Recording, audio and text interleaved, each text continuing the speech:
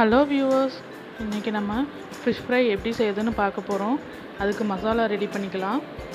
25 gram fish fry மசால், 50 gram cornflour, ஒரு 2 teaspoon தனி மிளகாய் தூள், இதுக்கு தேவையான அளவு சால்ட், இதெல்லாம் சேர்த்துக்குவோம்.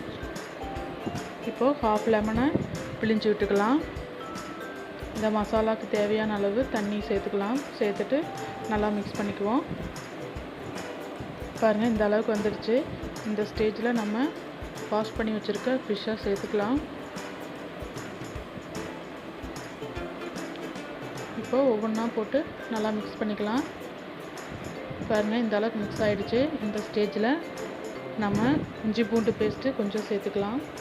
சேர்த்துட்டு அதையும் நல்லா பிரட்டி விட்டுக்கலாம். பாருங்கள், சூப்பராக மசாலா ரெடி ஆயிடுச்சு. இதை ஃப்ரிட்ஜில் ஒரு 1 hour வச்சுக்கலாம். இப்போ இதை ஃப்ரை பண்ணிக்க போகிறோம். ஒரு கடாய் வச்சு ஆயில் சேர்த்துக்கலாம். ஆயில் நல்லா ஹீட் ஆகிடுச்சு. இப்போ நம்ம கலந்து வச்சுருக்க ஃபிஷ்ஷை எடுத்து உள்ளே போட்டுக்கலாம். இது நல்லா ஃப்ரை ஆகி வரணும்.